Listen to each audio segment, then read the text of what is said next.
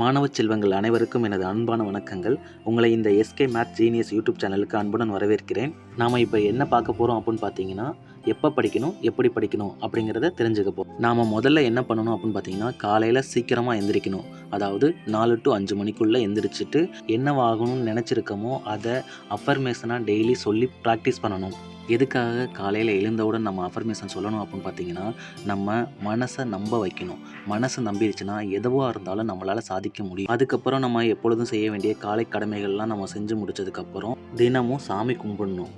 சாமி கும்பிடும்போது டெய்லி ஒரு 5 நிமிஷமாவது தியானம் பண்ணணும். தியானம் பண்ணும்போது மனசு ஒருநிலைப்படுத்தப்படும். இப்படியெல்லாம் நீங்கள் டெய்லியும் செஞ்சுட்டு அதுக்கப்புறம் படிக்க ஆரம்பிச்சிங்கன்னா, நீங்கள் படிக்கக்கூடிய படிப்பானது பசுமரத்தாணி போல் மனசில் அப்படியே பதியும். அது எப்பொழுதுமே மறக்கவே மறக்காது. மேலும் நீங்கள் குரூப் ஸ்டடி படிச்சிங்கன்னா கண்டிப்பாக மறக்கவே மறக்காது. லைஃப் லாங்காக உங்களுக்கு மனசில் பதியும். நீங்கள் எந்த எக்ஸாம் வந்தாலும் கிளியர் பண்ணலாம். நார்மலாக படிக்கிறதுக்கும் இப்படி படிக்கிறதுக்கு வித்தியாசம் நிறைய இருக்குது. நீங்கள் ட்ரை பண்ணி பார்த்துட்டு உங்கள் ஃப்ரெண்ட்ஸுக்கு இதை ஷேர் பண்ணுங்கள். தேங்க்யூ ஃபார் வாட்சிங்.